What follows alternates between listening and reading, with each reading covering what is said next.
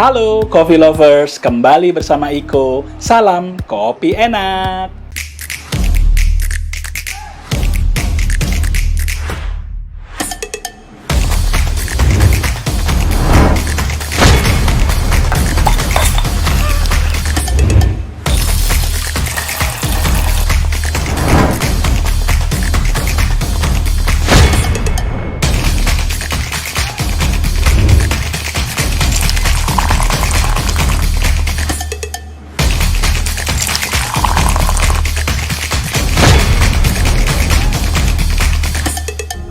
Nah, hari ini apa sih yang mau aku lakukan?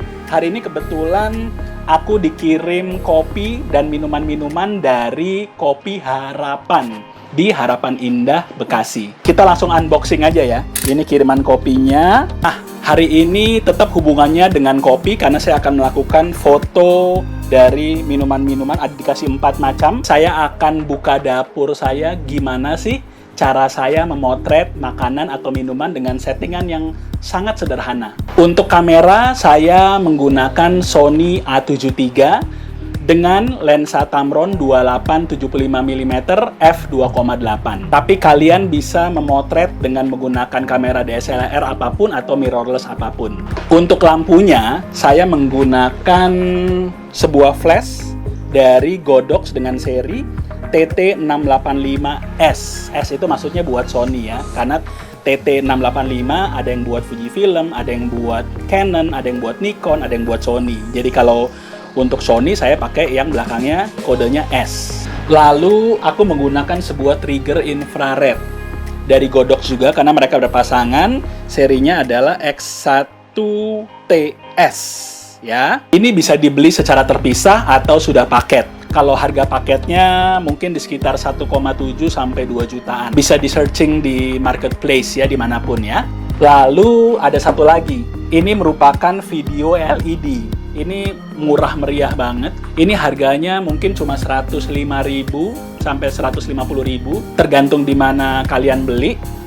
Tapi ini gunanya adalah untuk LED buat video. Tapi kekuatan lampunya kecil, baterainya 2 kali AA, dan ini aku gunakan hanya untuk fill-in light ya. Itu aja alat-alat yang saya gunakan. Bisa nggak saya gunakan flash merek lain? Bisa. Yang penting sistemnya adalah bisa dengan menggunakan trigger infrared. Karena yang kita lakukan sekarang adalah teknik pemotretan strobe atau disebut dengan strobist, yaitu melakukan pemotretan dengan cara flashnya dilepas dari kameranya dan kita menggunakan infrared trigger ya. Lalu untuk pemotretan ini kita bisa menggunakan alas foto yang banyak ditemukan di marketplace, tapi saya sangat senang menggunakan namanya Light10. Light10 yang saya gunakan ini ukurannya cukup besar dan range harganya sekitar 350.000 sampai 400.000 ya. Kita coba buka ya. Oke, nah ini dia ya bendanya. Ini bisa dilipat ya, bisa dilipat-lipat, tapi aslinya dia besar banget. Kalian harus hati-hati ketika dibuka dari sarungnya, benar-benar harus terus dipegang ya. Karena kalau tangannya dilepas, dia mengembang sendirinya. Dan ini mengembangnya cukup besar, jadi sangat kuat. Pastikan jauhkan dari jangkauan anak-anak, karena lumayan bisa bikin benjol. Oke, kita akan buka Light10-nya ya, kita lihat ya. Hati-hati. Hati-hati. Wah. Bayangkan kan kalau di sana ada barang atau orang ya kan dan kena pentalan Light10 ini lumayan benjol. Oke, seperti ini ya. Ini ada 2 lapis tapi kita bisa tarik. Ini ada kayak rangkanya.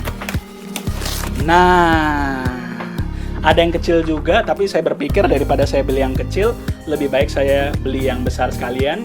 Jadi banyak produk still life yang bisa saya foto menggunakan Light10 ini ya. Nanti semua peralatan ini akan aku taruh link di bawah dan bisa beli di link yang aku kasih ya. Oke, satu lagi ya. Kalau ini udah dibuka, kan namanya Light10. Pastikan Anda yang punya anak-anak kecil harus jauhkan dari jangkauan mereka. Karena bisa dipakai buat mereka camping di dalam, bahaya nanti. Dan di dalam paketnya ada beberapa kain berwarna-warni sebagai alasnya. Ada warna putih, ada warna hitam, ada warna biru, dan ada warna merah. Dan ada penutup, ini kan bolong kan. Bayangkan kalau yang kita foto adalah benda yang memiliki reflektif yang tinggi. Seperti botol, seperti barang logam, mungkin sendok atau garpu atau pisau. Oke. Mereka juga memberikan ini dalam paketnya. Nah, ini ya. Jadi ini dipasang, direkatkan. Nah, ini cara pasangnya ya. Ini udah ada perekatnya di atasnya.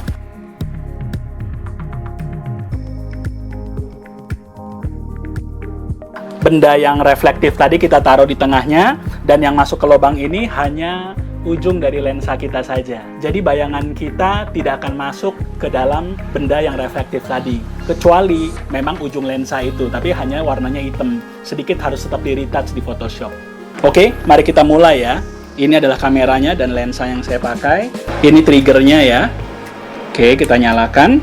Lalu kita pasang di atas bagian hot shoe dari kameranya.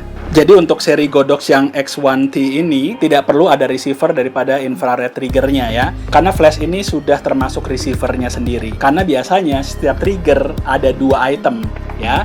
Jadi ada yang pemancarnya dan ada penerimanya.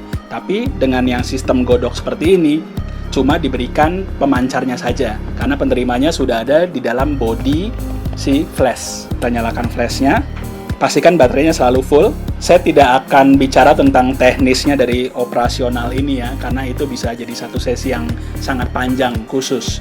Tapi ini cuma behind the scene bagaimana saya memotret makanan dan minuman dengan menggunakan alat-alat sederhana yang saya gunakan ya.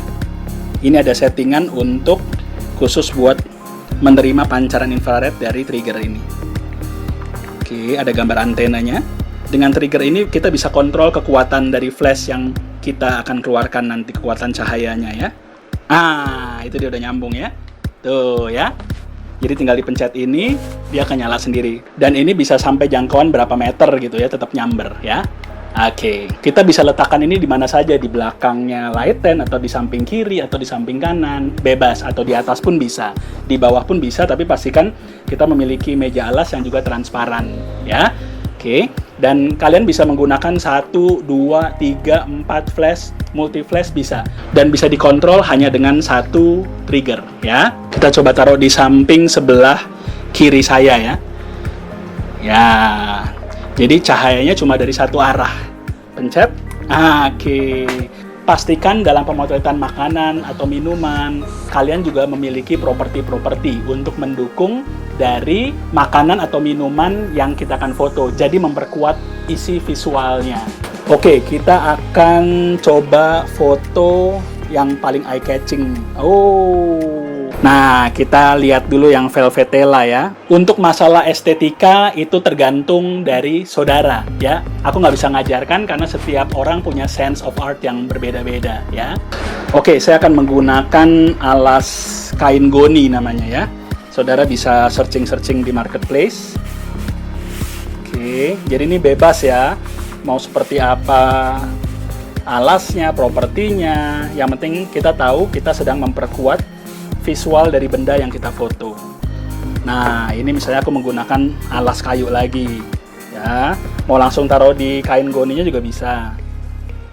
Oke, tidak ada aturan yang baku ya. Yang paling penting adalah pertama adalah kalian menggunakan kamera yang terbaik, yang cukup tajam. Lalu yang kedua adalah kualitas dari lightingnya. Jangan berpikir bahwa segala sesuatu bisa diselesaikan dengan menggunakan Photoshop. Fotografer yang baik adalah yang wajib menghasilkan foto yang sudah baik dari awal.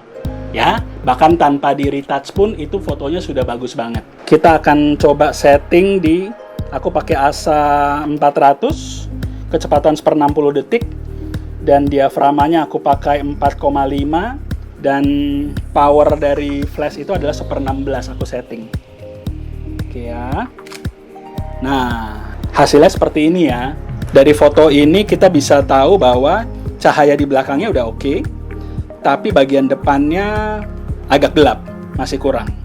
Yang saudara bisa lakukan adalah memakai lampu LED video ini ya. Walaupun kecil-kecil gini cabai rawit loh, jangan anggap remeh. Cuma 100-an ribu aku beli. Kalau kurang tinggi kita bisa ganjel ini. Benda ini adalah musik box kecil. Selain berguna untuk mendengarkan musik, bisa juga buat ganjelan. Tapi hati-hati dengan refleksnya ya, ini kan warnanya merah. Pastikan yang menghadap ke bagian makanannya atau minumannya adalah bagian yang reflektif. Bersifat putih atau silver bisa ya. Nah gitu ya, kita coba ya. Apa hasilnya? Nah, ini dia hasilnya. Coba bedakan sama yang sebelumnya. Dan kalau kalian pikir bahwa terlalu strong, justru malah fill in light-nya, kalian bisa setting. Ini kan bisa di dimmer kan, kalian bisa kurangi intensitas cahayanya. Ya. Oke, kita tes. Yes.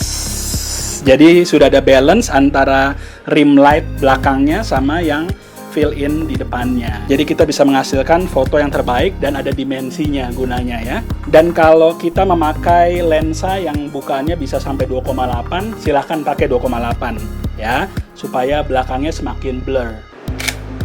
Nah, seperti ini kalau kita gunakan bukaan f2,8 atau bukaan yang paling besar dari lensa yang dipakai. Dengan ini kita sudah mendapatkan hasil foto yang terbaik. Tapi ada baiknya kita juga membuat optional. Kita bisa membuat foto-foto alternatif dan malah menambah indah dari foto tersebut. Yang perlu kita lakukan, kita harus pikirkan apa yang sedang kita foto. Yang pasti kita harus tahu bahwa orang memberi sebuah nama itu pasti ada tujuannya. Ini kan namanya Velvetella, ya. Saya tidak diberitahu sama yang pengirimnya ini kandungannya apa aja karena biasa itu kan resep rahasia. Tapi kita bisa tahu Velvetella. Pasti saya bisa menebak itu, yaitu dari red velvet, ya kan? Dan telanya itu apa? Adalah ketela. Tetot. Pasti itu dalamnya Nutella, apalagi ini ada coklat-coklatnya, ya kan? Dan aku ngeliat ada gradasi, ada merah, ada putih, baru ada coklat-coklatnya. Putihnya berarti kan susu. Nah, dengan ini kita bisa membayangkan kira-kira unsur apa yang bisa memperkuat keindahan dari foto ini, ya. Pertama adalah yang paling simple adalah kita tahu bahwa minuman ini adalah minuman yang paling enak dinikmati pada saat dingin. Berarti kita butuh properti untuk menguatkan visualnya. Oke. Kebetulan saya punya imitasi es batu atau es batu artificial, ya. Oke ya. Jadi kita bisa taruh sembarangan seolah-olah itu memang es batu. Kalau kalian nggak punya ya bisa pakai es batu beneran, ya kan? Cuma masalahnya kan itu kan bisa mencair, itu bahaya, ya. Itu bisa ngotorin properti yang lain. Oke, bisa taruh asal-asalan aja. Lalu kita harus pikirkan, kalau kalian punya Nutella di rumah ya bisa pakai buat backgroundnya, tapi saya tidak punya. Tapi Nutella itu terdiri dari apa? Berarti kan dia ada coklat, ada kacang. Berarti kalian bisa menggunakan coklat balok yang diserut atau dipotong kasar.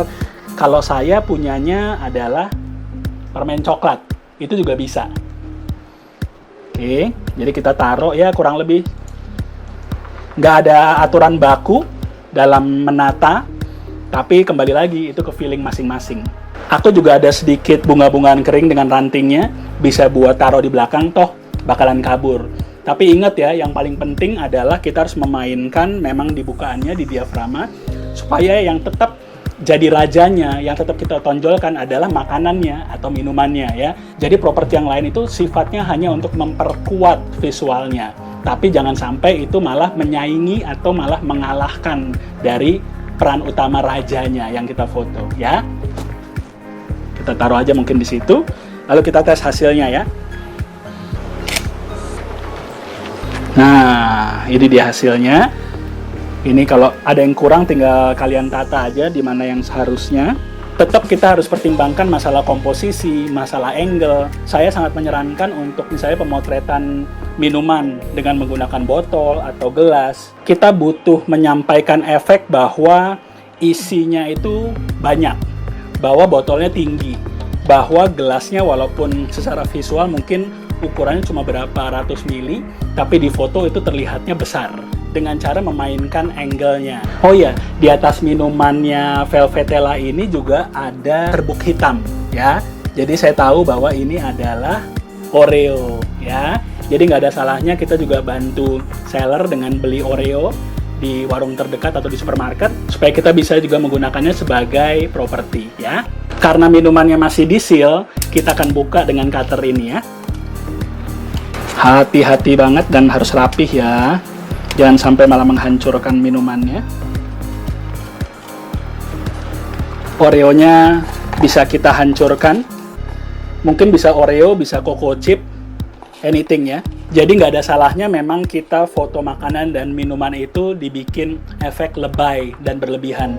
Kalian tahu kan iklan-iklan burger, ya kan? Dari fast food yang terkenal kan? Kita ngeliat di gambarnya kan burgernya kayaknya besar banget, ya kan? Dengan teknik cahaya dan juga isinya juga mewah banget, ya kan? Harganya juga cukup mahal. Tapi kenapa kita pesen? Karena kita tergiur, karena ngeliat fotonya. Ketika itu disajikan dan kita ngeliat aslinya, kita langsung down karena terlihatnya gede banget dan mewah, tapi loh kok tipis burgernya, ya kan? Jadi jangan kaget ya, memang food photographer itu tugasnya adalah membuat visualisasinya lebih wah. Justru karena itulah orang-orang membayar saya. Dan kalau misalnya ada yang komplain, kok makanan atau minuman yang saya pesan kok nggak seperti yang di foto sih, itu jangan salahkan saya ya, salahkan yang ngejual. Bisa ditaruh di tambahan toppingnya atau buat apa namanya, buat properti juga bisa di samping-sampingnya ya. Oke, kita coba foto lagi ya. Wow, nah kalau ini harus agak tinggi supaya terlihat toppingnya. Nah ini dia hasilnya. Nah kalau sudah selesai difoto, boleh diizinkan untuk minum. Oke, kita tes ya. Creamy-nya enak banget, milky and creamy. Coba tesnya dulu, jangan diaduk sayang. Sama Oreo-nya, sama Nutella-nya.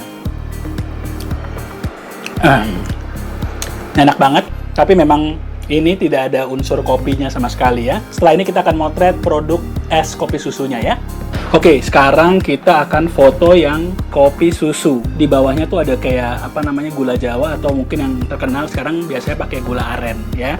Jadi kita bisa pakai, kalau punya gula aren di rumah atau gula Jawa, bisa dipotong halus atau utuh gitu aja buat backgroundnya. Bisa juga menggunakan, ya kalau di sini sih banyak banget yang namanya biji kopi, karena kerjaan saya juga review biji-biji kopi ya. Jadi bagi teman-teman yang mau mengirimkan biji kopi yang enak ke saya untuk direview, kabari aja ya, syarat dan ketentuan berlaku. Oke, kita akan coba ya. Jadi properti yang kita gunakan adalah es batu buatan sama biji kopi. Itu dia hasilnya ya. Cakep sekali. Oke, kita bisa menggunakan karung kecil ini, isinya biji kopi semua, seolah-olah kopinya banyak banget, ya kan? Padahal pasti tetap yang kayak gini susunya sih yang lebih banyak. Bisa juga pakai mini pitcher gitu, yang isinya susu putih, bisa juga ya. Jadi kita sebagai fotografer bebas menggunakan properti apapun. Oke, itu dia. Ini sekarang Milo Chisu ya. Milo Chisu, berarti dari situ aja udah jelas-jelas memang ada Milonya, bubuk Milo, bubuk coklat. Juga ada Chisu. Di sini kita lihat ada creamy, berarti kan ini yang terkenal adalah cheese cream ya. Oke, sekarang kita bedah ya. Oke. Yang tadi es kopi susu kita tidak bedah karena memang ya kandungannya tidak ada toppingnya ya. Yang kita bedah hanya yang atasnya ada toppingnya. Setelah kita operasi, mari kita foto toppingnya. Ini dia hasilnya. Bagian yang paling menyenangkan ya bagian icip-icip. Asik, cheese creamnya ya, sama toppingnya nih. Manisnya pas, enak banget. Oke, kita tangkap bobanya. Dari atas sampai bawah.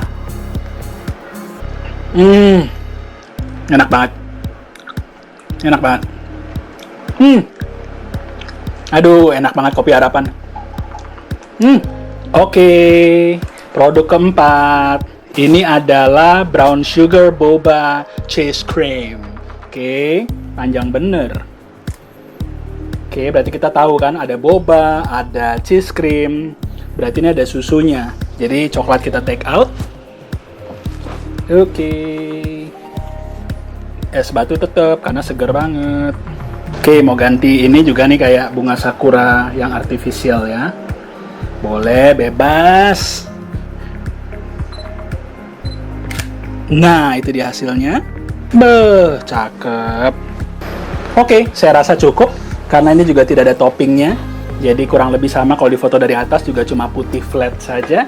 Yang paling penting kita harus tahu bagian mana yang harus kita highlight. Oke, sekian dari behind the scene pemotretan foto video ala Iko. Jangan lupa ikuti giveaway-nya dan penuhi syarat-syaratnya. Dan bagi kalian yang mau mengirimkan makanan atau minuman produk kalian, ya silahkan kirim. Bisa DM saya di Instagram Foto Video Jakarta, ya, karena ada antrian pemotretan.